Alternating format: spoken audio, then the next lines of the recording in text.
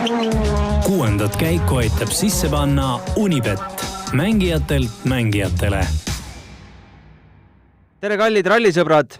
Maailmas on eriolukord ja võib-olla ainus koht, kus üldse sel nädalavahetusel rallit või üldse motosporti sõidetakse, ongi Mehhiko ralli. 2 esimest kiiruskatset on meil selja taga, aga täna õhtul Eesti aja järgi läheb alles õigeks ralliks. Mina olen saatejuht Gunnar Leheste ja mind aitab sel nädalavahetusel seda ralli asja lahti mõtestada Roland Poom, kes on meil telefoni otsast. Tere, Roland! Tere hommikust! Oled ikka mandri peal, mitte kuskil saarte peal kinni. Kuuldavasti lähevad võib-olla varsti saared lukku üldse? No, õnneks ikka mandri peal. Siin kodus ja maal koht põhimõtteliselt karantiinis. Lambad on ümber ainult. No läbi lammaste see asi vist ei levi? No loodetavasti jah, et ei, siin on kõik mul hästi. Said sa öösel mahti vaadata neid vaatemängulisi mikihiirekatseid ka? Tegelikult hommikul vaatasin järgi, et ma ei tea, mikihiirekatse selline väike lusike pole päris see, mille pärast öösel üles ärkama hakata, ma arvan. Aga ei, selles mõttes, et eks seal Mehhiko see linnakatse on nagu selline legendaarne katse, et seda on selline tore ikka vaadata. No seal tundub, et nemad pole kuulnudki midagi sellisest nagu rahvakogunemiste keeld 100+ inimest, sest raja ääres oli tuhandeid inimesi istusid üksteisel kukil, majade katusel, kus iganes, et ainult saada seda petrooleumi lõhna sealt kuidagi kätte. No nii nagu olema peakski, on ju. Aga eks see olukord nagu on, et seda saab hiljem teada, et kui mõistlik selle ralli korraldamine oli pärast. Ogierilt kuulsime, et selgelt, et ei ole eriti mõistlik seda rallit korraldada tema arust ja oleks pidanud ära, et oleks pidanud kogu sarja juba pausile panema, mis suure tõenäosusega võib juhtuda alates järgmisest rallist. No kuuldavasti Argentiina ralli juba jääb ära, tund aega enne Mehhiko ralli avakatse algust tuli siis ametlik kinnitus, et aprillis seda rallit kindlasti ei toimu ja tegeletakse uue kuupäeva otsimisega. Selles mõttes, et ei olegi täpselt aru saanud, mis see aasta siin 1. jaanuar juhtus, et rallimaailm ikka saab igalt poolt ja täiega, et selles mõttes, et eks kõik muu ka, aga kuna ise ralliga nii lähedalt seotud, siis see on ikkagi jah, päris huvitav, et ma vaatades aasta algusest seda jama on päris palju olnud, et eks me näe, kuhu see välja viib siin aasta jooksul. See paneb vähe huvitavasse olukorda mehed, sest Mehhiko ralli punktid võivad osutuda väga tähtsateks, kui hooaeg, võtame kõige mustemad stsenaariumi, siit edasi ei lähegi. Absoluutselt, loomulikult, et ja selles mõttes hetkelt tagasi vaadates jumal tänatud, et Rootsi ralli korraldati ikkagi sellises mahus ära. Täis punktidega. Just, et tõesti, ei oska üldse ette ennustada, mis saab ja ma ei usu, et ta nüüd selles mõttes hooaeg läbi, aga kindlasti siin mingi mõistlik paus on teha, et ja hiljem edasi liikuda, kui stabiliseerunud on. No selle kohta tuli ka üks küsimus meile meili peale, et mis saab, kui ralli jääbki 3 katseliseks, kas selle kohta on mingeid reegleid? Vaatasin järgi, FIA kodulehelt ei leidnud ühtegi reeglit selle kohta, et palju minimaalselt peab hooajas olema etappe. Erinevalt näiteks MotoGP'st, millegast siin viimastel päevadel juttu on olnud, seal peab olema 13 sõitu peetud hooaja jooksul, aga ega sa ei tea, WRC-s vist asjad ei kehti? See on juba siis FIA otsus, et mis sellisel juhul saab. Tulevad istuvad ilmselt laua taha ja mõtlevad, aga jah, et minu meelest ka ei ole seda kuskil välja toodud, mitu etappi peab olema. Seal kindlasti tuleb ka mingi eriolukord võetakse kasutusele, nagu oli Rootsi ralliga. Et Rootsi rallil ju ka tegelikult ei oleks tohti tagada täispunkte. Et oleks pooled punktid ainult, aga jällegi see oli FIA otsus, et tulevad täispunktid, nii et nende käes on võim selles mõttes. Ja see reeglistiku punkt, et kui ühe korra jääd aastast vahele mingil põhjusel, siis järgmine aasta enam kalendris ei ole, no see kustutakse ka vahelt raamatust ära, et Argentiina rallit, Sardiinia rallit, kõik järgmine aasta ikka ilmselt peetakse. No ilmselt see on selline force majeure põhjus praegu, et ega vääramatu jõu vastu ei saa ja kui oleks korralduslikud põhjused, siis punkt jääks alles, aga kindlasti sellel puhul ju saadakse aru, milles asi on. Ja seda ju, ma arvan, isegi FIA nõuab seda, et väike paus teha. Just. Aga tuleme siis ralli juurde ja unustame selle koroona korraks ära. Thierry Neuville surus gaasi väga korralikult põhja ja võitis mõlemad katsed seal Vanalinna tänavatel. No, ütles ise ka, et tal ei jää midagi muud üle, sest see on ainus koht, kus ta võib konkurentidelt midagi tagasi võita, sest täna läheb talle tee puhastamiseks.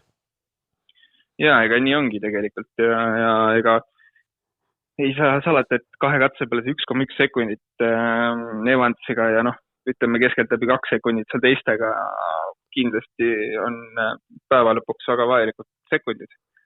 Et ilmselt me näeme sellist stabiilset kaotust päeva jooksul.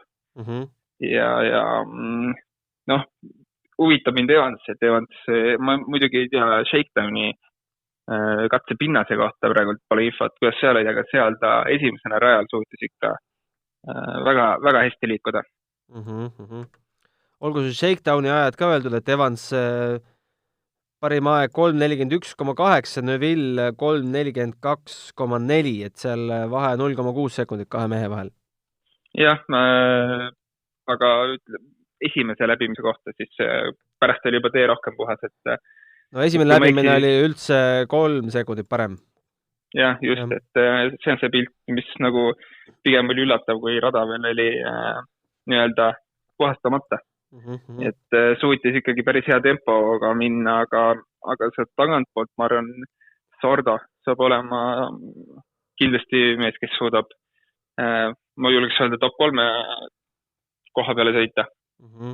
Et küll tal on jah see esimene ralli, aga Mehhiko ralli ja ta seda väga hästi tunneb ja sealt tagant tulles. Ma ei näe põhjust, miks ta ei peaks suutma top 3 sõita.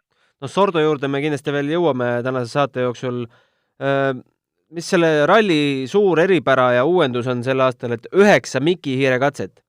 Ütleme nüüd, Neuville oma põhikonkurentide eest saab katse pealt 2 sekundit edu, korruta see 9, aga on juba 18 sekundit. Jah, nii on.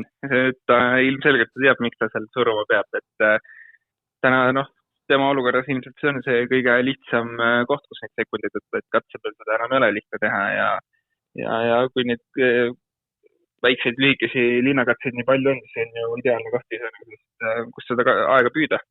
Tuleb ära kasutada ilmselgelt, pole midagi öelda. Kas see 18 sekundit on miski, mis tal reede lõpuks võib olla või ennustada, et laupäeva alustatakse ikkagi suurema vahega? Hea küsimus, ma arvan, et see võib olla midagi sellist, jah. Et ma ei tea, selles mõttes, et ma arvan, et see tuleb siin ühtlane stabiilne kaotussekundi või kilomeetri kohta siis, et ma väga ei usu, et sealt mingit hullu kalendrit hakkab tulema, aga selline stabiilne, nagu sa ütlesid, kui selline 18 sekundit, ütleme 20 sekundit, ma arvan, et see on selline päris mõistlik sealt eest tulles, kui võrreldes siis tagumiste startijatega. Aga kui nüüd kihlveoportaale uskuda, siis selle ralli suurfavoriit ülekaalukalt on Sébastien Ogier ja põhjust pole vaja kaugelt otsida, sest viimasest 7 Mehhiko rallist on see mees võitnud 5. Jah, kogemusi on palju ilmselgelt ja teab ilmselt, mida seal Mehhikos teha, et võita. Kui eile Shakedowni lõpus tundis ka muret, et kuidagi imelik on siin praegu võidu sõita, et ei peaks seda üldse tegema, aga küll ta kokku võtab ja loodame, et ikkagi sõidab. Ta ei öelnud seda mitte ainult Shakedowni lõpus, vaid ka ametlikus pressiteates algavad need. Just. Et näitab väga selgelt välja oma selles mõttes pahameelt, et oleks pidanud juba liigutama ennast. Ja need 2 korda viimasest 7 aastast, kus ta pole võitnud, ei ole ta ka sugugi rivi lõpus olnud, vaid täpselt teisel kohal. Pigem isegi ütleks, et on Mehhiko spetsialist, et täpselt teab, mida teha, et võita ja ilmselgelt, täna ta stardipositsioon on ka selline, okei on ju, võrreldes siis 2 meest ikkagi ees. Et kindlasti on kõik võimalik, aga ma arvan jällegi, et sealt tagant on paar meest kiiremad, kes võivad tulla, et tal lihtsaks kindlasti ei lähe, et see selline domineerimine ei saa kindlasti olema. Just, aga Ogier näitel on meil, mis võiks ka natukene Neuvillile lahutust pakkuda, on ka selline näide olemas, et aastal 2015, kui ei olnud veel seda reeglit, et teiseks päevaks stardirivi ümber pööratakse, juhtis algusest lõpuni ja oli teepuhastaja. Ja võitis siis 30 sekundiga teiste ees. Ogieri puhul on juba selline, et kui keegi vinguma hakkab, et eest teed puhastatakse, siis tulebki võtta see Ogieri statistika lahti ja vaadata, mida ta teinud on. Et selles mõttes on see väga aus point, et tegelikult on ju igalt poolt võimalik võita, kui see mees oled. Ja selles mõttes, et ütleme selle aastaid tagasi, kui reeglid olid sellised, et ei muudetud ümber, siis sellisel rallil ikka päris karm startida esimesena peale ja kogu ralli seda esimesena põhimõtteliselt sõita. Nii et jah, Neville'i poolt võiks siis vaadata natuke statistikat, et ei oska midagi muud öelda. Ja kihlveokontorite arvates paremuselt teine favoriit on Ott Tänak, Martin Järveoja, kes Mehhikos eelmisel aastal tuli teiseks, eelmisel aastal läks natuke kehvemini, 14 oli lõppkoht ja siis veel üks aasta tagasi oli 4. No pole just Mehhiko spetsialist, aga ikkagi üsna kõrgelt tema võiduvõimalusi hinnatakse. Jaa, selles mõttes, et top 3 ma kindlasti ennustaksin talle. Et tal oli Portugalis väga hea ettevalmistus kindlasti ka. Kui vaadata siis konkurente, siis on kindlasti ongi Ogier üks Sordo, on Evans. Aga ma usun, et selles mõttes Oti top 3 võiks olla küll selline eesmärk kindlasti, et ma julgeks panustada võidu peale, sest hooaeg on ikkagi alguses veel esimene kruusaralli, et las veel kohanevad autoga kõigiga meeskonnad, et selles mõttes on, ma arvan, et võiks olla okei stardikoht ju, selles mõttes. 6. Nii et just, et saab näha olema. Aga top 3 ma usun, et on selline väga reaalne koht.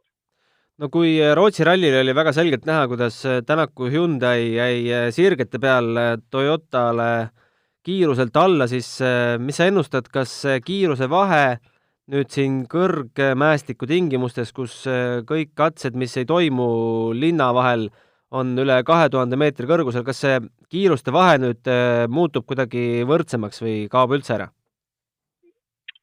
Ma ei oska öelda, sest tegelikult kiirused on üpriski madalad Mehhikos.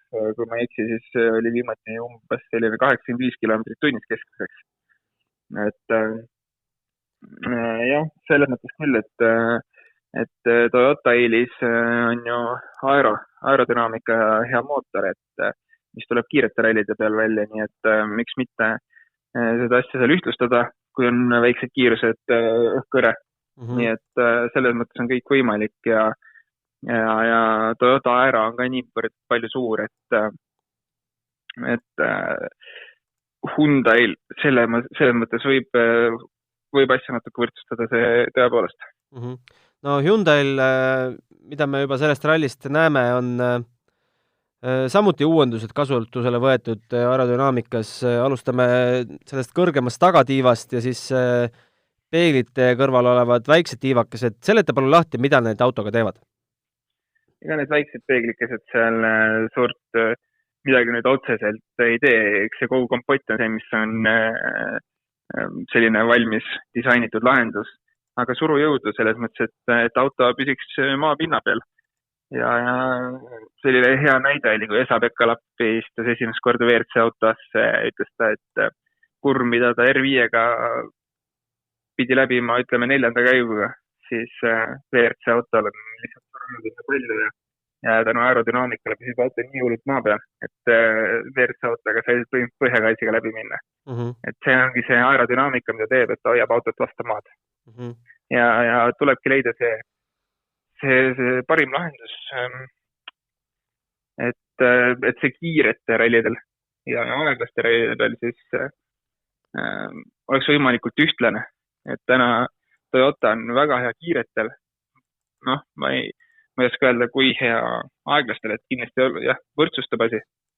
Aga seal ongi see kesktee leidmine, et kui agressiivne see võiks olla, kui palju survöödu ta võiks siis rakendada ja nii edasi.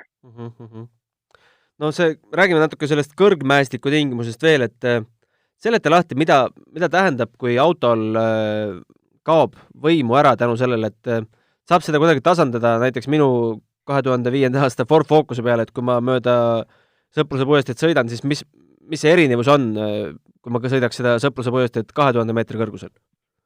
Mida ma tunnen? Sisepõlemismootor töötab selles mõttes nii nagu tavaline leek on ja sul on vaja hapnikku ja sul on vaja mingisugust siis asja, mis paneb selle leegi põlema on ju. Ja kui hapniku ühte komponenti on sellest vähem kui tavaliselt, siis hapniku, siis mootor lihtsalt ei toimi nii nagu normaaltingimustes. Aga ma arvan, et kuidas seda siis nagu imiteerida. Autol lihtsalt vähem õhku sisse laskma ja näha, et auto on nii kinni. Et väga lihtne tunnistada, et auto ei liigu. Ja seal nii ongi, et selles mõttes on see ühtlasem vahe. Seal aga kindlasti väga tuntav. Kas see mõjutab ka kuidagi sõidustiili või seda, kui sügavale selle gaasipedaali vajutad, et peab seal midagi tagasi hoidma ka, et auto päris katki läheks? Ja kindlasti selles mõttes on vaja ühtlasemat sõidujoon, selles mõttes, et kui jõudu nii palju pole, siis igalt poolt nii lihtsalt välja ei tule igast momendist. Ja pigem selline väga ühtlane joones sõit on seal eduvõti seal. Et kui hakata seda autot toopima igatepidi, siis ilma jõutada lihtsalt sirgeks ei lähe jälle tee peale. Nii et kindlasti mingil määral on vaja sõidustiili muuta. No kui sa räägid ühtlasest sõidujoonest, siis minul tuleb silme, et selle aasta üks komeet vaieldamatult Elfin Evans, kes Montes ja Rootsis on näidanud meile ühtlast sõidujoont.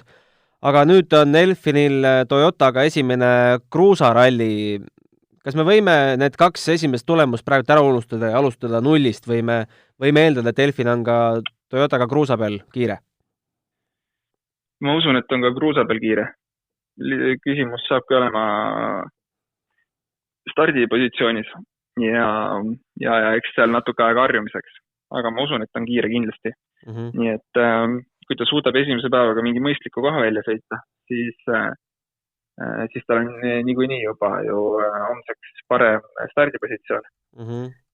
Nii et pigem hakkaks ta seda kiirust hindama teise päeva katsete peal, mitte esimese päeva katsete peal.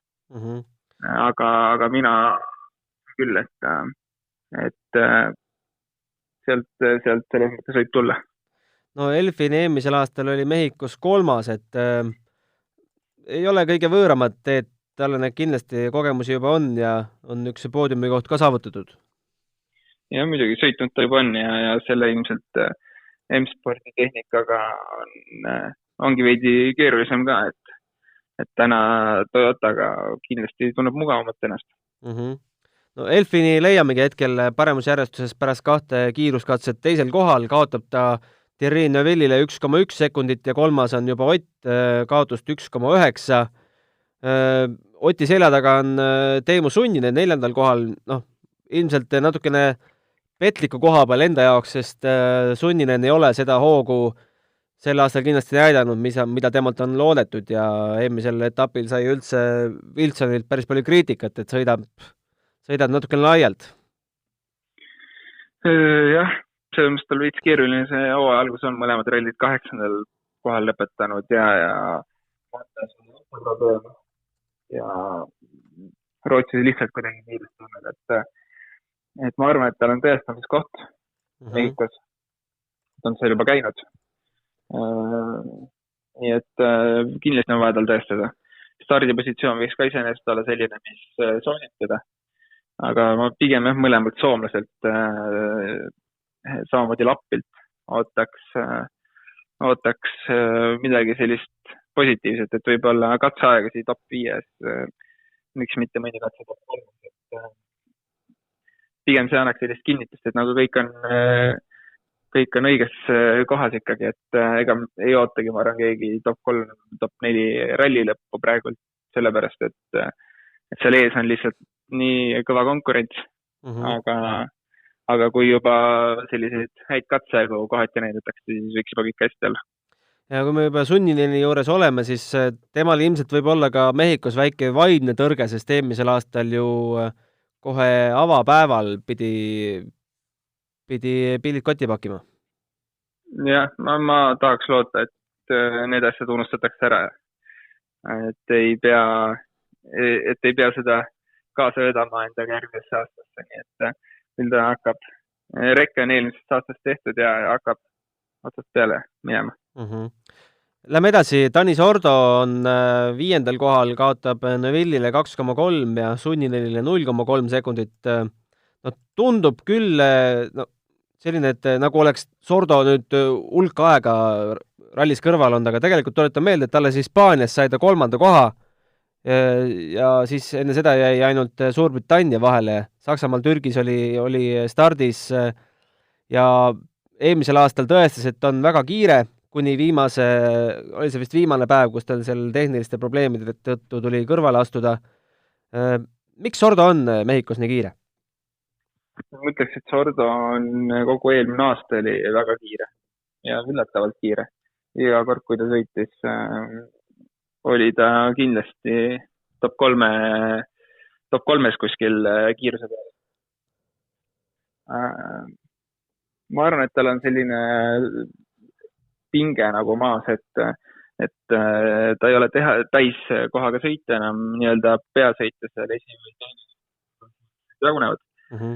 Ta ise valis, et ta ei soovi täishooaega sõita see aasta, nii et ta naudib seda ilmselt, teeb seda nagu saab lihtsalt lõbuga asja teha, et ega seal midagi muud ei ole, ma arvan, kui varasematel aastatel pole nii võib-olla alati nii säravaid esitusi olnud, siis eelmine aasta oli küll kõik rallid, kus ta sõitis. Väga, väga head ja väga tugevad kohad. No Sordo ja Tänak on juba selle Hyundai'ga natuke kruusa peal kihutada saanud, tegid nad siis kaasa ühe Portugali ralli etapi. Kahjuks me ei tea neid aegasid, sest neid hoiti meie jaoks kiivalt saladuses, aga mis sa arvad, mis eesmärki see ralli nende jaoks täitis? Oli see puhas testimine, lihtsalt auto tunnetuse kättesaamine või ega me tegelikult ei tea, mis nad tegid? Ja, eks selles mõttes kindlasti kombinatsioon kõigest sellest, mis sa just ütlesid.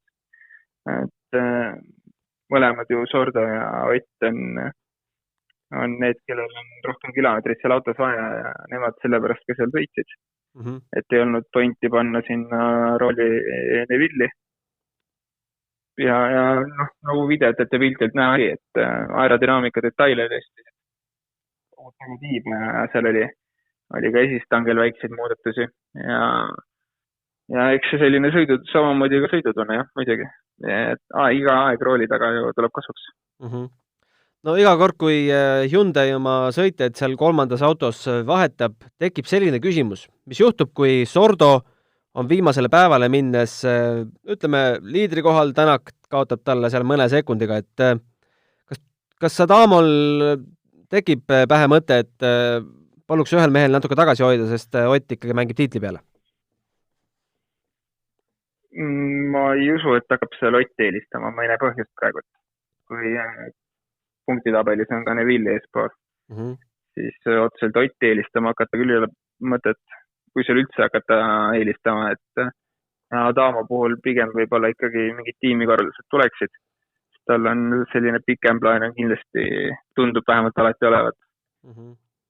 Aga jah, kelle peale ta mängiks või kes sealt järgmine oleks, eks siis on näha selles mõttes, jah, kui ilmselt teised tiimid mingit taktikat ette ei võtaks, siis Hyundai poolt küll pigem usuks, et võetakse. Sébastien Ogier 6. kohal, no temast me juba rääkisime, kas Greensmith 7. Greensmithil eelmine etapp jäi vahele. Mis sa pakud, kui kiire ta võib olla Mehhikos?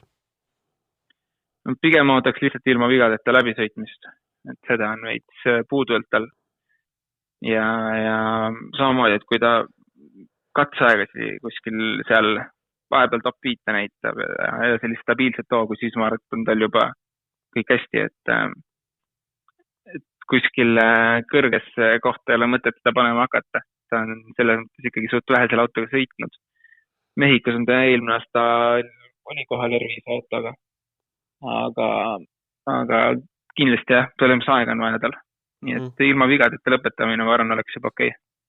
Kalle Roompera jagab Greensmithiga 7. kohta, mõlemad siis kaotavad Neuvillile 4 sekundit.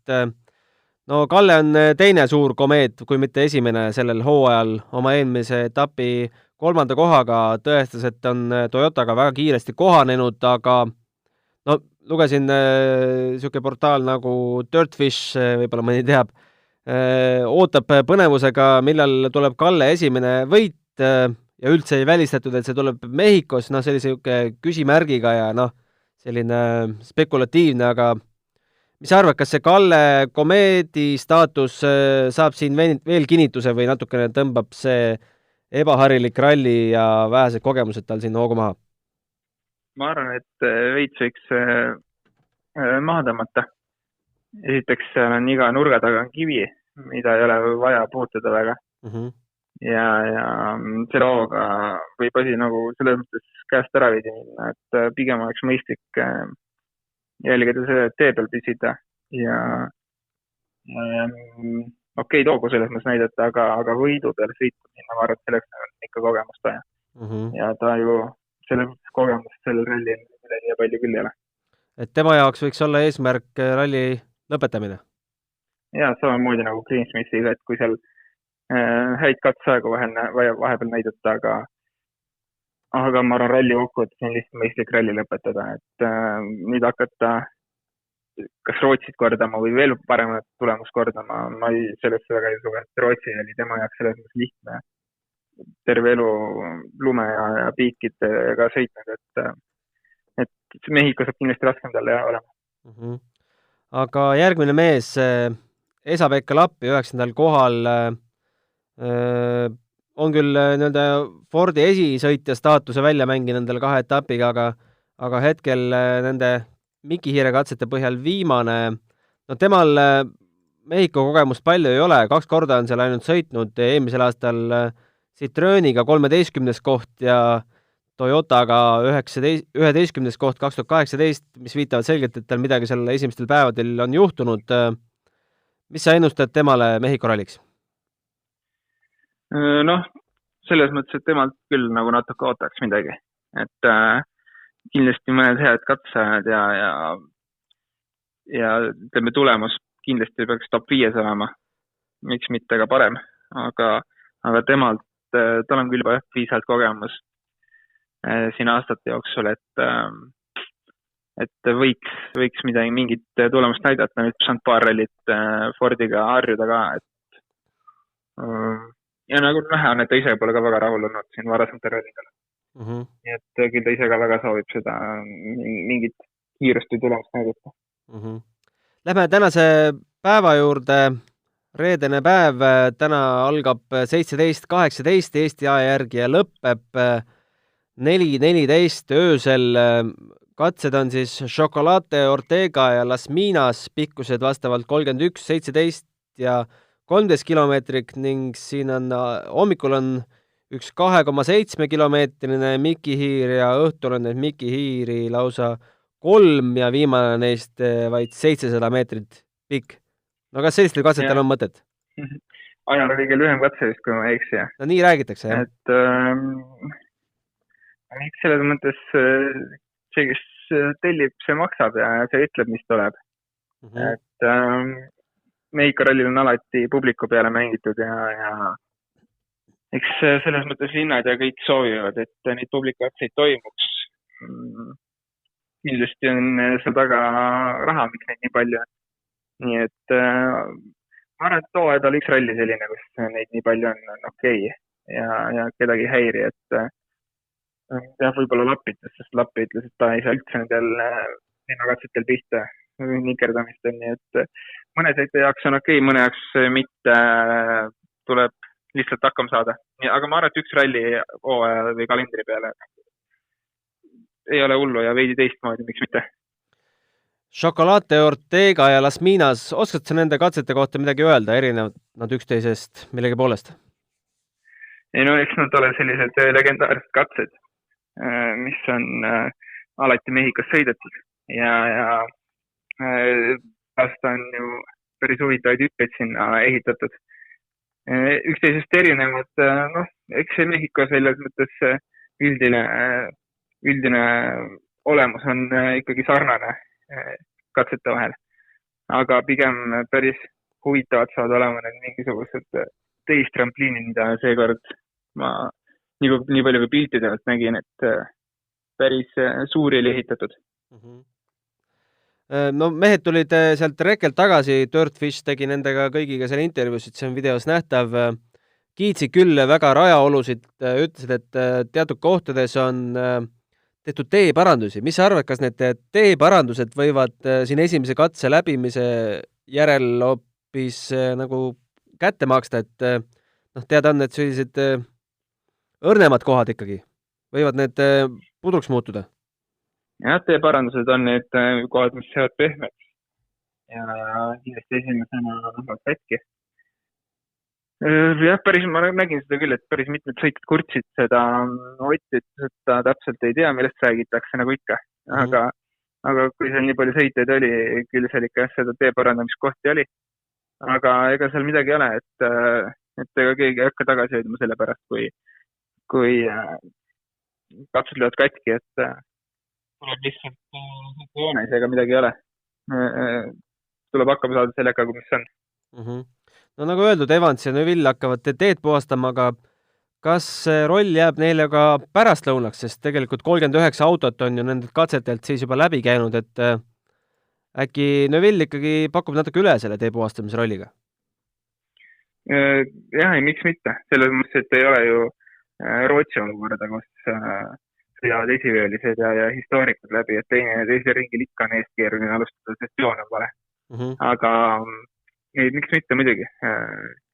Seda ei oska enne öelda, kui ralli tuleb, et mis olud seal on, aga puhastatud see tee saab kindlasti teiseks ringiks. Küsimus on jah selles, kui palju kaotust tuleb esimeste läbimistega. Esimesel päeval siis katsekilomeetrid kokku 135, teine päev üsna sarnane, 133. Chocolate on kiiruselt, vaid teine katse, kõige pikemat katset näeme me pühapäeva esimesel katsel, mis on 33,6 kilomeetrit pikk. No Mehhiko on näidanud, et kolmandaks päevaks väga seda põnevust enam alles ei jää, aga mis ennustad, on see ka sel aastal probleem? Viimasel päeval ainult 56 katsekilomeetrit. No hea küsimus, selles mõttes, et selline ennustamine on selles mõttes tänavate töö, et ega ma ei oska öelda. Seal võib selliseid põnevaid paare, kelle vahel võidusõit toimuda võib-olla päris palju päevapäeval. Et nii kaua ma arvan, kui nagu ütleme top 3 mingisugune võidusõit käib kas esikoha peale või teise-kolmanda koha peale väga hästi. Aga alati on ka neid tagumisi võidusõite veel põnev näha päeva lõpus, et kindlasti seal mõni selline paar jääb ja ma arvan, et seda ei pea kartma, et nüüd pühapäeva on igav jälgida. No ütle ausalt, kas sinu jaoks lõpeb ralli täna kell 1.08 öösel mitte 1.08, vaid 1.41 öösel viimase katsega või jääd sa üles kella 3-4-steks mikiirdeks ja soovitad seda ka teistel teha? Ma ei tea, ma olen ikka vist liiga suur unesõver, et ma kogame ära ja hommikul saab neid mikiirgatseid järgi vaadata, et eks igaüks teeb nii, nagu tunneb. Nädalavahetus ju, miks mitte vaadata rallit. Jah, soovitame kindlasti kõigil ikkagi üles jääda ja Delfi otseblogi jälgida. Jaan Martinson on meil seal kohapeal ja saadab ka kohapealseid muljeid kindlasti ohtrasti. Tänaseks vast tõmbame otsad kokku ja homme kella 90 paiku oleme jälle eetris ja pühapäeval uuesti hommikul ja pärast viimast katset õhtul 9 paiku samuti. Saatke meile ikka küsimusi, kui teil neid tekivad aadressil 6kaik@delfi.ee või postitage need sinna meie otseblogi kommentaariumi formaati. Aitäh sulle, Roland, ja jälgime, mis siis saama hakkab. Absoluutselt, aitäh sulle. Aitäh! Vaheta käike vastutustundlikult. Saate tõi sinuni Unibet, mängijatelt mängijatele.